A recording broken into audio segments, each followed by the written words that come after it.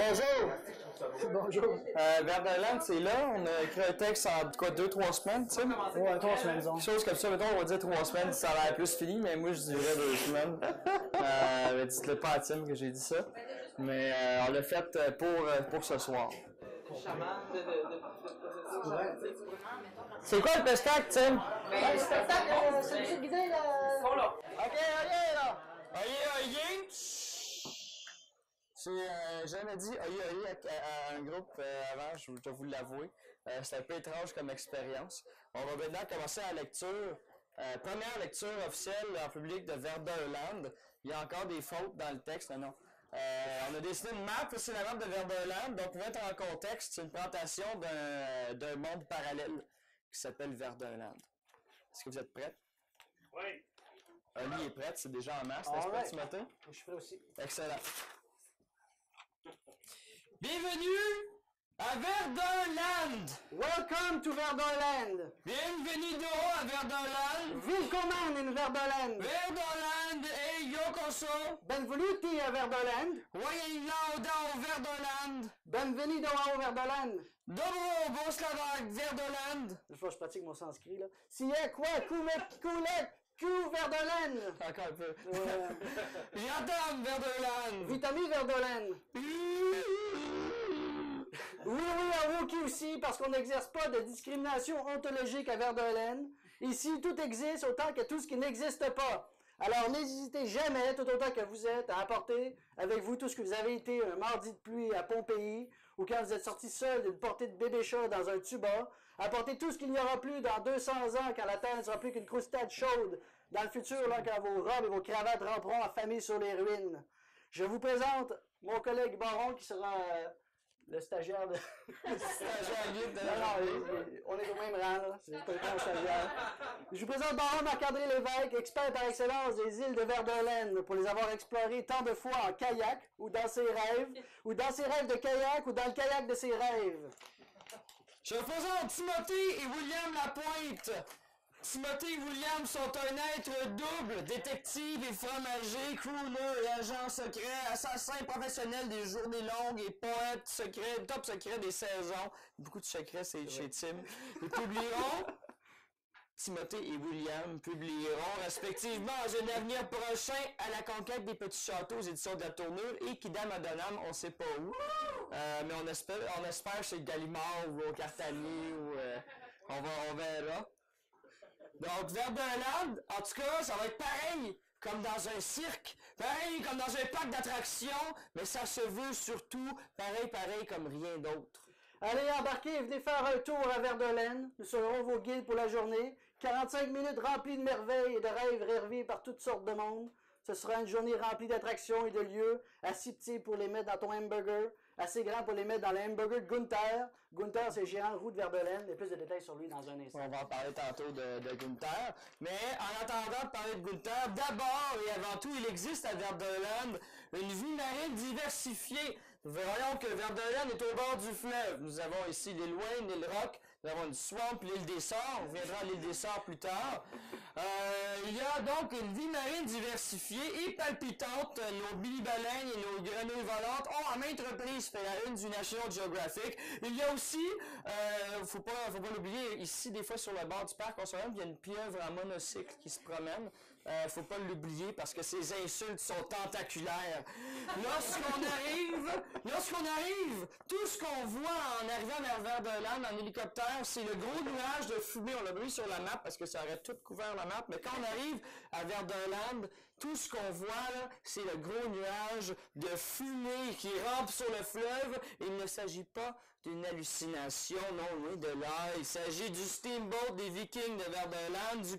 Contrairement au steamboat traditionnel, le steamboat des Vikings ne roule pas sur la vapeur, mais bien sur les pédalades des efforts continus des Vikings, qui pédalent donc en fumant comme des cheminées sur le fleuve, d'où le nuage qui les suit comme ça à travers le fleuve, donc, et aussi d'où leur moustache blonde pendouillante, et aussi les grosses jambes vraiment musclées, et l'odeur de boucan et de sport nautique qui les suit partout. On les reconnaît vraiment tout de suite à l'épicerie.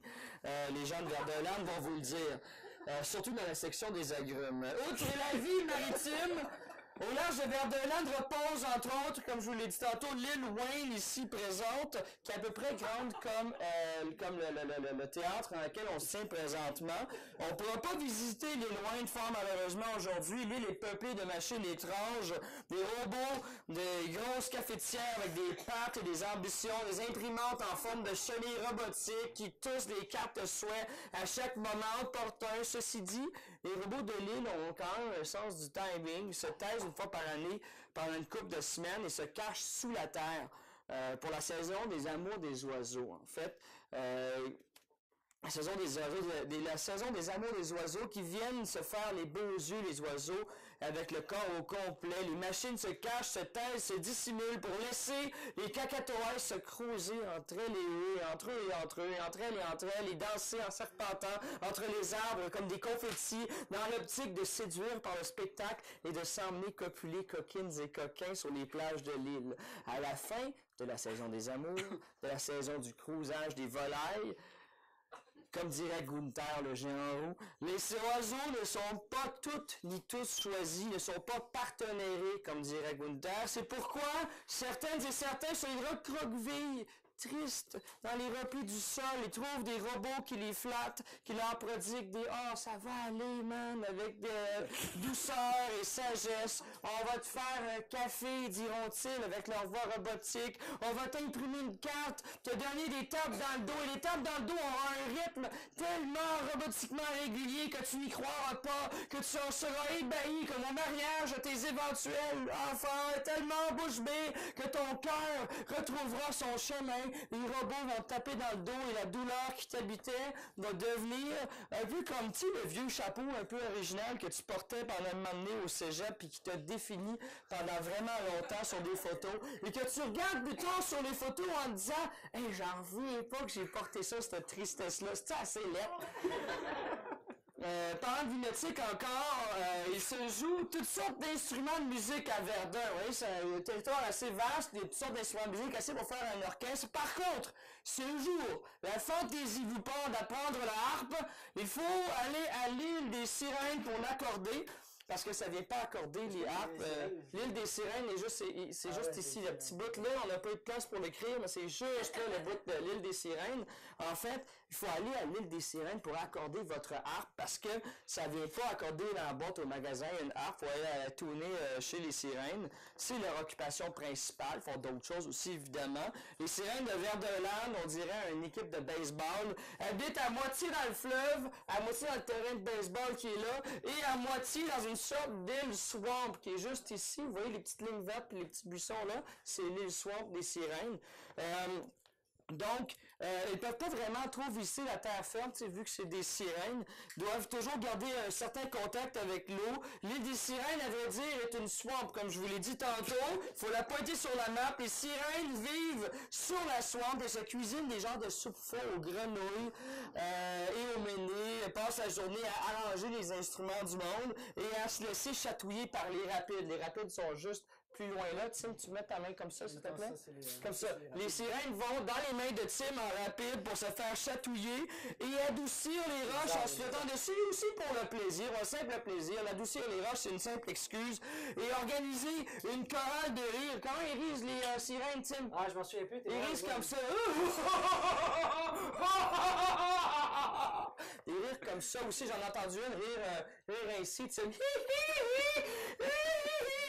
Donc, on invente des rires chez les sirènes à Verdun. Et en organisant cette chorale de rires, imiter les différents rires des sirènes, c'est écrit dans le scénario ici, les sirènes sont inventives et concoctent des rires nouveaux afin d'alimenter en voix les habitants de Verdun. Et à la fin de leur dure journée de vocalise, de réparation de harpe, tout l'ouvrage qu'ils ont dans la vie, les sirènes épuisées se dorlotent habituellement avec un bain de pied dans la boîte et se font servir le thé en personne par le coucher du soleil. Ah. Lorsqu'on se promène à Verdun comme maintenant, il est important de se rappeler, pour ne pas être surprise ou surpris, qu'on est aussi dans le safari Gili Gili. Je sais que ça a l'air compliqué dit comme ça, mais l'essentiel c'est de se souvenir qu'on n'entre jamais vraiment et qu'on ne sort jamais vraiment du safari Gili Gili. C'est pourquoi il est fréquent et heureux de croiser un koala avec un chapeau de paille et une pipe de maïs, en train de méditer sous un bouleau des histoires de pêche, des vieilles romances, ou des traités sur la métempsychose avec un air douillet d'Australie et de Beauce, ses terres d'origine. Il n'est pas rare non plus de se voir au coin de la... Il n'est pas rare non plus de voir au coin de la rue un jazz band de hyènes, une famille de morses en Bermuda, ou d'apercevoir clignoter ici et là, dans un parc, des papillons gros comme des poils à frire. Il n'y a pas de frontière ni de porte d'entrée au safari Gili Gili. Tout le monde fait partie du zoo. Personne n'est engagé. Animaux et humains se promènent et s'envoient des salutations, des révérences, se passent le journal quand ils ont fini de le lire, prennent le métro ensemble et vivent ensemble aussi sereinement que des mouches dans un aéroport. Si vous venez à Verdolène, soyez avertis toutefois que vous aussi ferez partie du safari Gili Gili. Prenez-en note, un tigre peut vous lancer du pain et vous demander de faire des trucs, ça arrive, ça peut arriver, ça va arriver à tout est possible. Un toucan peut vous réveiller pendant votre sieste d'après-midi pour vous envoyer acheter du pablum à amande, ou à la papaye, ou encore du houpelaï, marque déposée de Verdolène. Ça se vend en canne habituellement. En sortant dans un petit sachet aussi, des fois j'ai lu des petits sachets, sur Wellington, ils ont un sachet. Excuse-moi, continue. En sortant dans un bar, tu peux entendre aussi au détour de conversations creuses des grivoiseries de grizzly ou des blagues racistes de chimpanzés au sujet de Wistiti dans un avion. Le safari Gili Gili porte bien son nom d'ailleurs parce qu'on considère le Gili Gili comme une part importante des mœurs et valeurs de Verdolène. Parce que quoi de mieux, je vous le demande, après une longue journée de travail, que de se faire accoster par un fourmilier ou un paresseux inconnu et se faire guili-guilier sa souffrance et sa fatigue au loin, comme de mauvaises pensées, un petit nuage, un souvenir, vraiment quelque chose qui n'a jamais existé. Pendant 5 grosses minutes, vous devenez les meilleurs amis pour la vie. Vous perdez en gloussement et en superlatifs cajoleurs jusqu'à ce bel épuisement de post-réjouissance extatique. Ce moment où vous dites « OK, ça suffit, j'ai assez ri ». Et après, vous reprenez chacun votre chemin parce que vous respectez l'intimité de l'autre, sa vie privée, son horaire. Et vous dites que vous allez vous recroiser, vous appelez, aller déjeuner sur l'herbe. Et si ça n'arrive pas, c'est pas grave. There's plenty of animals in the safari, comme ils disent. La soirée est jeune, il y a probablement des éléphants qui jouent à la pétanque. Il y a toujours des éléphants qui jouent à la pétanque à Verdolène d'ailleurs. Habituellement, ils sont là. Vous voyez, ça, c'est le terrain de pétanque des éléphants. On n'a pas mis les éléphants parce que ça aurait pris toute la place sur la map. On a vraiment beaucoup à Verdolène. N'est-ce pas, Olivier? C'est vrai. Olivier est allé à Verdolène la semaine passée, non? Amateur de pétanque aussi. Oui, amateur de pétanque aussi. Maintenant, je me dois de vous raconter l'historique terrible du safari Gili Gili. Pour ceux qui se demandaient comment ça s'est passé, j'ai fouillé dans les archives, en fait, à la mairie de Verdun, qui est juste ici, qui nous raconte que le deuxième jour du mois d'août de l'an 1976, une bagarre éclate aux eaux de Verdolène, le zoo de Verdolène qui était à peu près là où il y a le natatorium aujourd'hui. Les gens vont nager là, mais auparavant c'était un zoo. Bagarre éclate donc entre une tigresse et un gorille et tous deux sont farouches et bien attachés à leur morceau de jambon. Suite au conflit, survient la démolition d'une porte. En fait, le gorille avait frappé une porte avec son coude et la porte a explosé. C'est ça qui est écrit dans les journaux de l'époque. Donc, les gardiens du zoo se sont sauvés dans le fleuve. On voit leur chemin ici. En l'honneur de leur chemin, on a construit le quai des Tortues juste à côté. Donc, on plongé dans le fleuve, se sont ramassés jusque dans la swamp ici, d'où leur existence sur l'île en swamp des sirènes de Verdolène. Suite à l'explosion donc du zoo, les animaux et leurs descendants se mettent à enrichir la faune de Verdolène, rebaptisée en Safari Gili Gili en 1998, suite à une émeute de chatouillage. Pendant l'orage de grêle et des verglas qui a tabassé le royaume tout un hiver durant, et lors duquel, pour se réchauffer, proies et prédateurs ont enterré ou lancé au loin les haches de guerre en se faisant des clins d'œil avant de se chatouiller. On réchauffe toujours mieux l'hiver quand on lance des haches comme ça.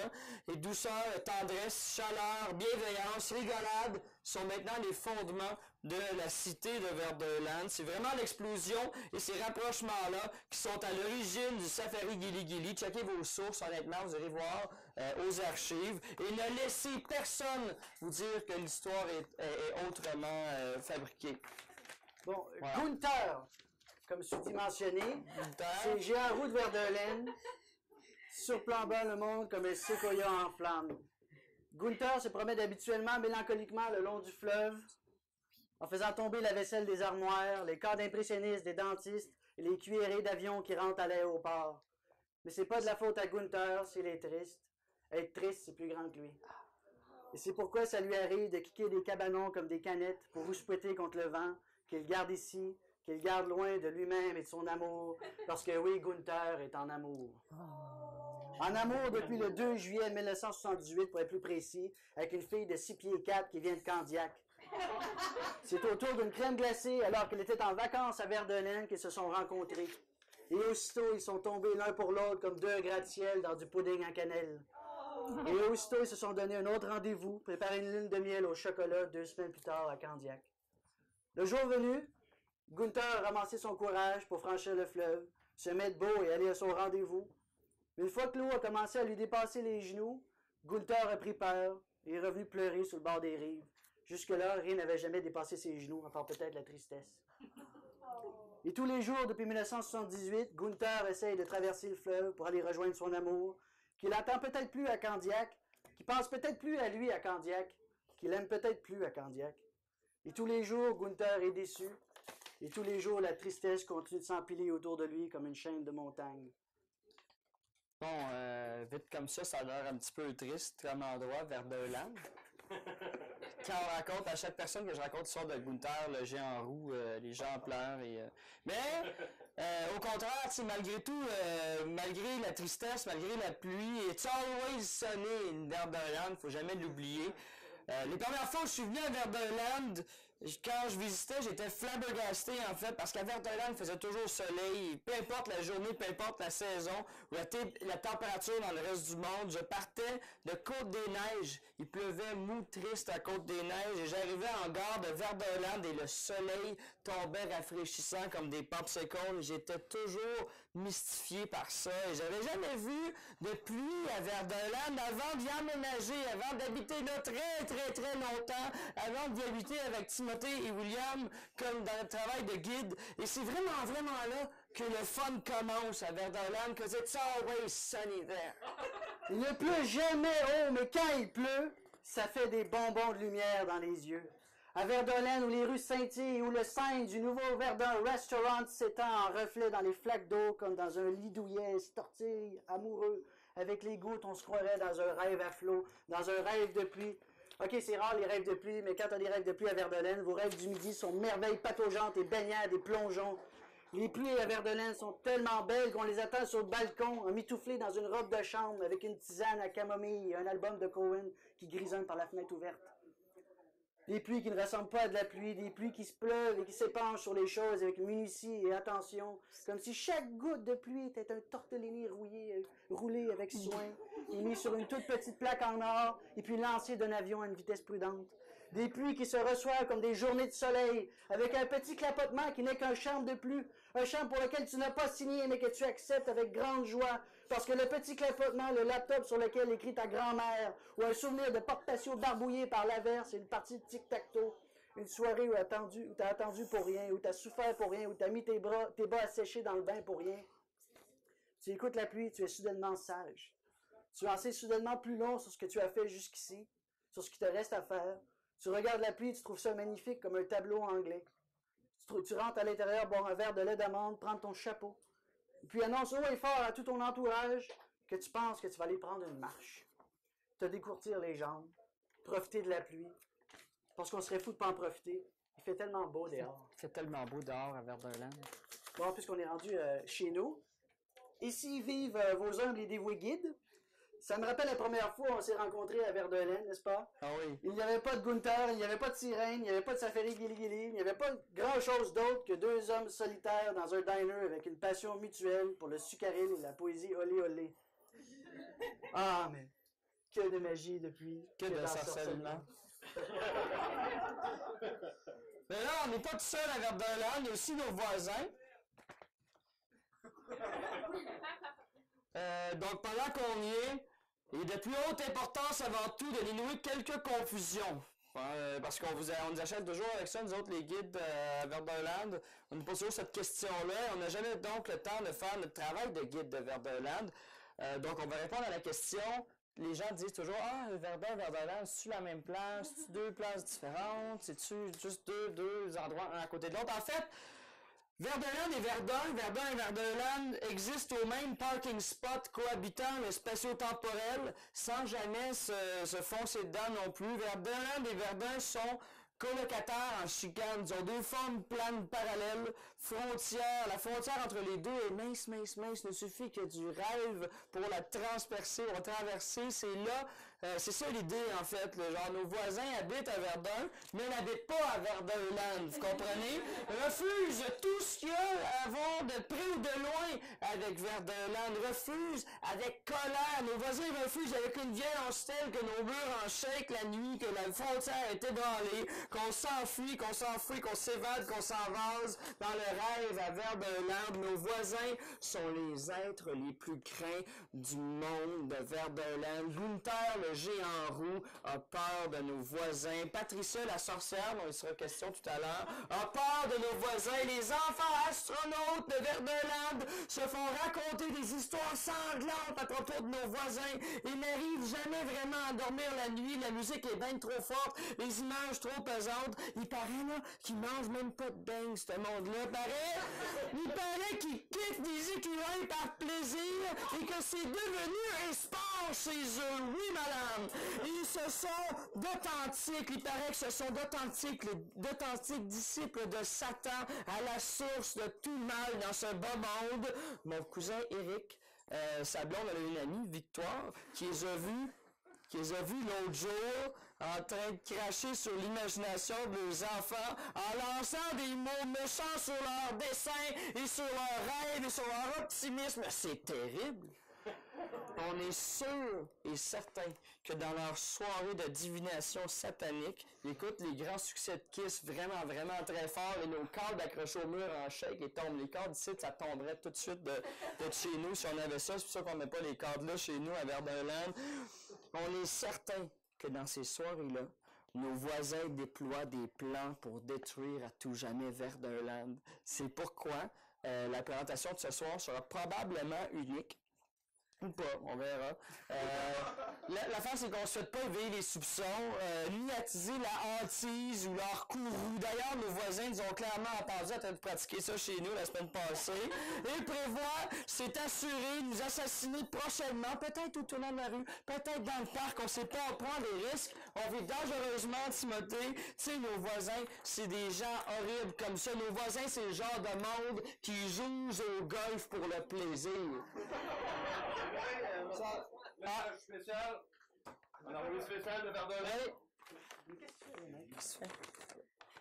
Tu peux t'asseoir, là. 2 secondes.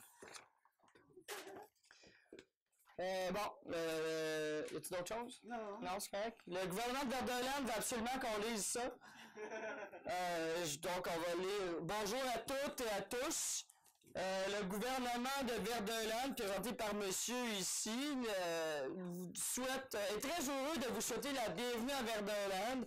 Nous espérons que jusqu'ici votre séjour a été agréable et que vous resterez le plus longtemps possible parmi nous.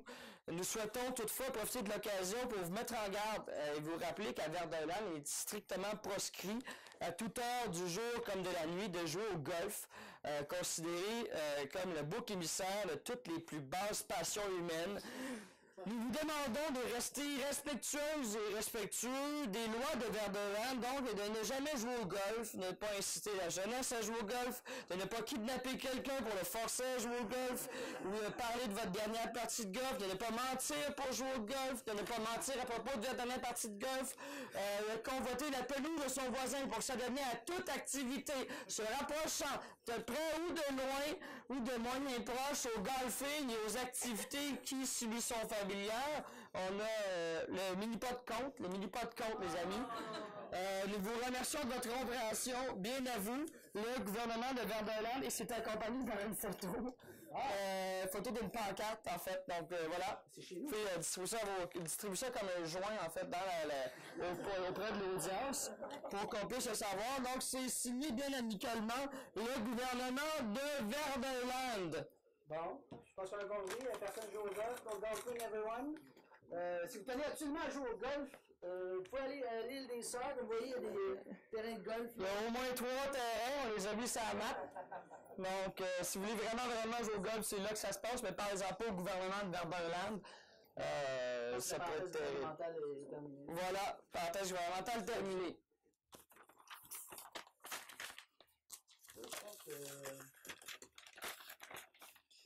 Donc, je suis encore incertain parce que plusieurs rumeurs circulent au sujet de cette maison-là. C'est une vieille maison en pierre. Vraie vieille maison, après peut-être grosse comme la maison ici, vieille maison en grosse pierre. Et quand on s'en approche, on peut lire sur une pancarte que c'est la maison de Saint-Nivard, de Monsieur Nivard de Saint-Didier, pardon.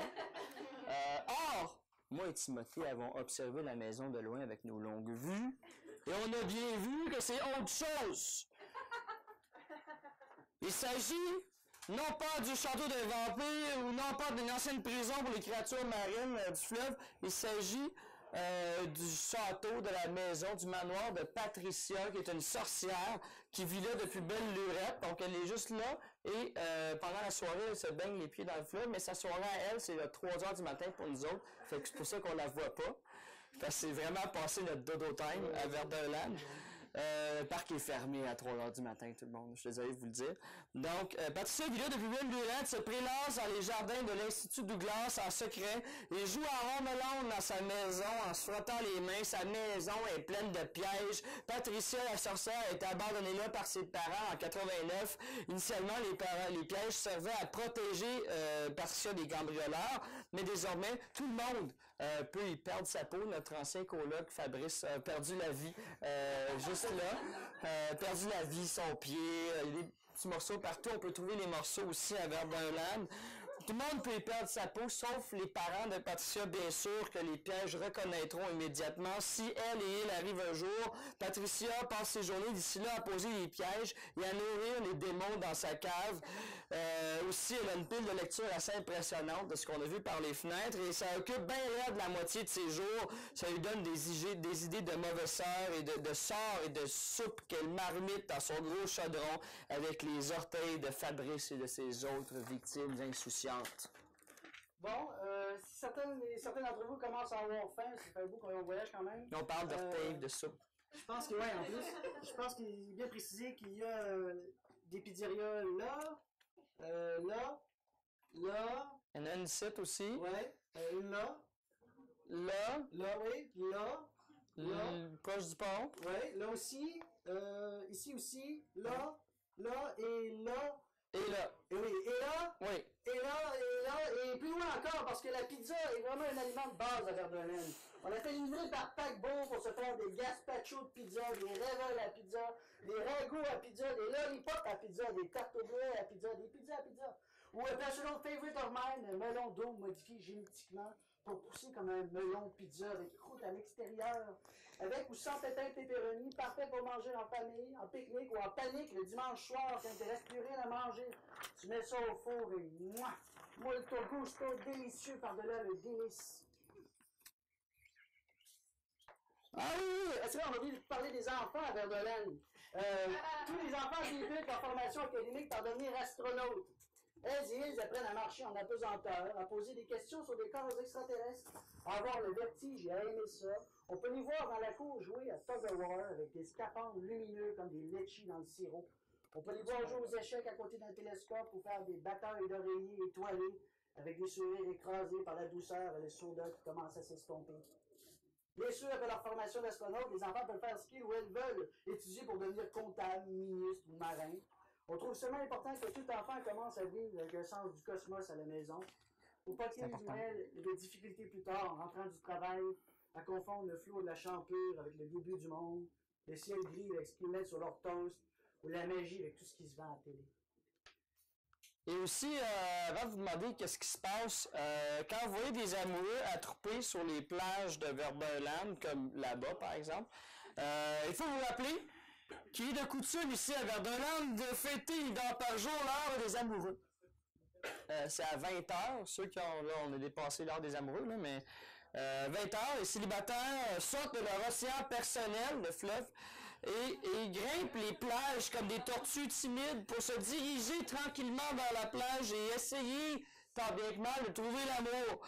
Ou essayer de renouer avec l'amour, ou simplement s'asseoir sur le sable et philosopher sur l'amour avec des amis. Et à 20h, toutes les amoureuses en profitent pour se sauver chacun dans l'autre et redevenir amoureuses à nouveau comme deux flaques d'eau qui s'abandonnent collées sous la pluie. On peut voir des amoureuses se tenir émus, perdus l'une en l'autre comme des mains devant un café, des pubs ou des couples d'amis tout aussi éberlués qu'eux autres. C'est une heure pour les amours heureux, les amours silencieux, les amours bruyants qui viennent te chercher comme une branche sur un 4 roues avec un sourire, 2-3 attentions et une sympathie mutuelle pour la même tune de Joe Dassin.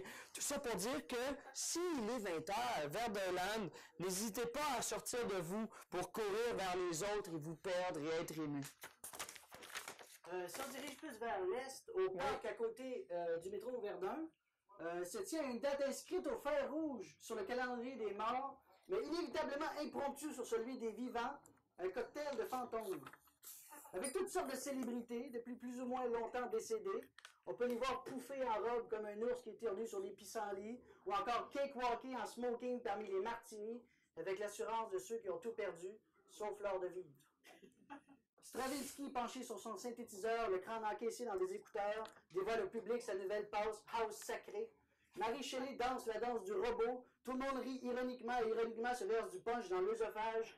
Ian Fleming met le feu à la crème brûlée. Jeanne d'Arc, un dictionnaire de poche en main, essaie d'expliquer ses visions mystiques à un Jésus saoul et confus qui lui dit « Je donnerais n'importe quoi pour un verre d'eau, changer l'eau en vin, c'était vraiment une mauvaise idée, j'ai mal à la tête. » Alors que Marco Polo se perd en cherchant des toilettes, un groupe de paparazzi parle à John Lennon et John Lennon regarde ailleurs, se demande si Yoko va venir au cocktail, mais Yoko ne viendra pas ce soir, pas encore.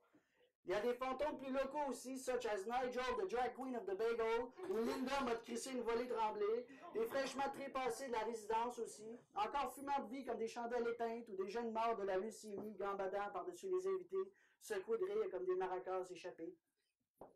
Ça m'arrive de me planter une chaise pliante et regarder le spectacle en me sifflant une 6-pack de canettes, mi-rassuré, mi-amusé de voir qu'il y a quelque chose après tout ça. Du festif, du mystérieux, quelque chose à quoi m'accrocher et me dire « Moi aussi, un jour, je vais aller danser joue contre joue avec Ella Fitzgerald, tousser des confettis, nager dans du gâteau, mettre mes mains en bol pour boire la lumière des lampadaires et dire « Bonsoir tout le monde » et m'envoler pour aller m'enrouler dans mon vomi des nuages. Et là, j'entends déjà les esprits pragmatiques d'entre vous se réguimber et nous dire « Ouais, mais là, c'est bien beau, les fantômes, puis le vomi dans les nuages, puis les sirènes, puis les géants, puis mais c'est quoi votre système de recyclage à Verdeland? » Eh bien, à Verdeland, on est assez fiers de notre système de recyclage. Par exemple, on recycle avec talent les larmes des amoureux pour en faire du sel de tristesse qu'on met sur des chocolats pour ensuite les redonner aux amoureux. C'est un peu notre façon à nous, à Verdeland, de dire je sais qu'il est parti, je sais que quelqu'un répond pas à tes messages, mais hey, c'est correct, on est encore là, on a du chocolat en masse qui est un petit peu salé, puis c'est le fun quand c'est un petit peu salé, le chocolat. Une façon de recycler la pollution lumineuse avec un jeu compliqué de miroir et de magie. On traite la lumière sale des néons des commerces de Verdeland pour la rapatrier et la concentrer à un endroit bien précis. C'est où? Celle-là. Voilà. Carré phosphorescent sensible à la lumière comme un ongle incarné pour réchauffer le repas de tout le monde le midi ou les mains des sans-abri l'hiver. Ou encore l'initiative populaire du sud-ouest de Verdeland pour récolter les pellicules de Gunther, le géant roux, et les donner en hostie à la messe. Mais vraiment, le système de recyclage, on est plus fiers. Oui. C'est le Roller Coaster Derby. Oui. Une fois par mois, on récupère les voitures amenées à la scrap destinées à pourrir en cubes comme des carrés de sucre dans une boîte ouverte. Et là, on les installe sur des rails de manège pour qu'elles se rentrent dedans à un certain moment, prodiguant ici une forme primaire de divertissement tout en récupérant une matière première. Par exemple, Pontiac, Sunfire, Rolls-Royce. On a eu des Rolls-Royce l'année passée, c'est quand même quelque chose quand ça explose. Oh, vraiment, tout le monde aime le Roller Coaster Derby. Tout le monde! Des voitures se massacrant à une vitesse pour atteindre les 88 miles à l'heure en l'air, des explosions de tôle comme du popcorn, des jumping jacks d'explosion par-dessus l'île des Sœurs, des débris, des pneus, du feu chatoyant sur les toits des condos. Alors que les habitantes et les habitants de l'île des Sœurs courent dans les rues en blasphémant du bras contre le ciel incendié de beauté, de catharsis pure vanille, de moteurs décrochés par le sublime. Et à ce moment-là, les habitants de Verdeland commencent à danser béat. Avec le blanc des dents aimantant les étoiles, la musique embarque, jouée par un orchestre de moustiques au-dessus du fleuve.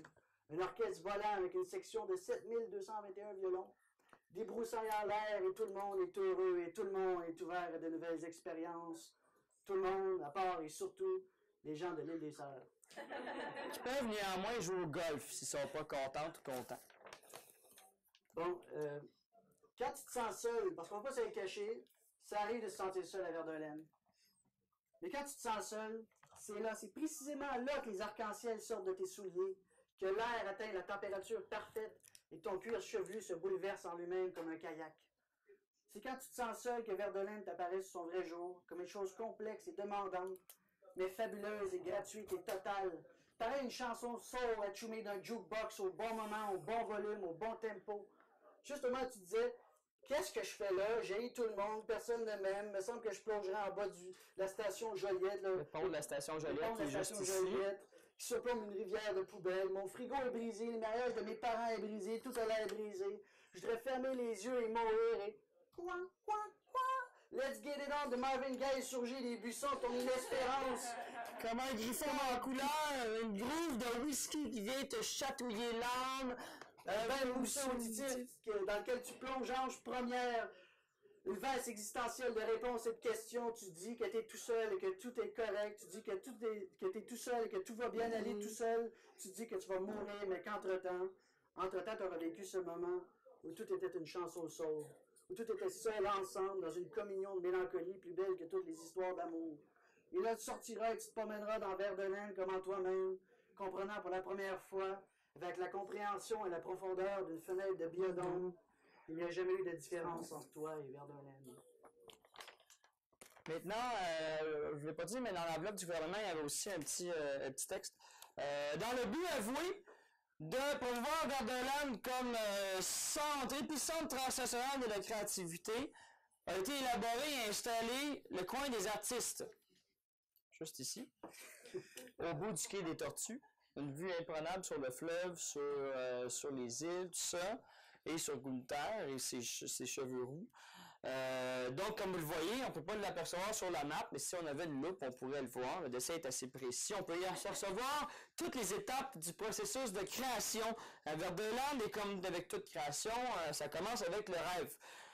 Il y a une série de lits, pas trop loin, on a les lits ici, mais on a d'autres lits. Les petites lignes qui sont là, c'est des lits. Donc, il y a des dizaines de personnes, donc sur des dizaines de lits, couchés sur les lits. On les appelle les rêveurs, les rêveuses. Ce sont eux qui rêvent les idées qui seront par la suite soumises aux petits groupes de macaques japonais qui sont assis sur le bord du quai, comme ça, que vous voyez là-bas. Donc, c'est leur spa naturel. Ce sont eux qui seront chargés de cogiter les idées, d'y réfléchir, pour ensuite les transmettre les meilleures d'entre elles à un autre comité qui, par une sorte de langage, pardon, sa claquette, les transmettra à un fonctionnaire blasé qui est assis sur le tremplin de la piscine du natatorium de Verdun, qui, lui, les mettra en action, choisira un groupe pour les mettre en action, les volontaires patients, qui vont mettre en action les idées créatives. Et jusqu'à maintenant, une seule idée nous est parvenue par ce système. Je vous laisse deviner laquelle.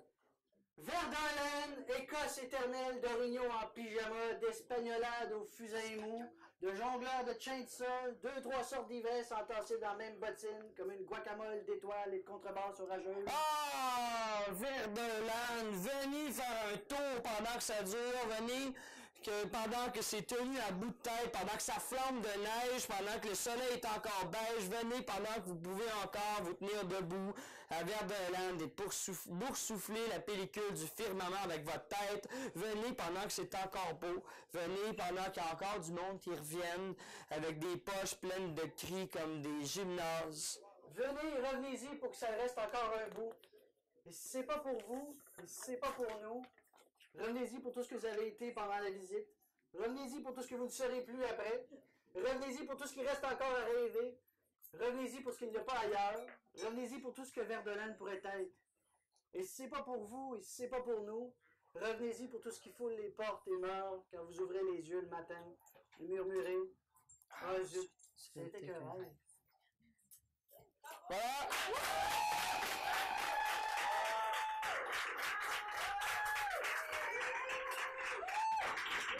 Merci à tout le monde d'être là, merci à Colin Sénac qui a fait la réalisation. Merci à Éric d'incarner le gouvernement de Verdun-Land. Merci à Tony, merci à l'accueil ici, vous étiez vraiment plus qu'on s'attendait. Il n'y a même plus de place au balcon. Hein? C'était vraiment super. Ah oui, belle écoute, merci beaucoup. Hein?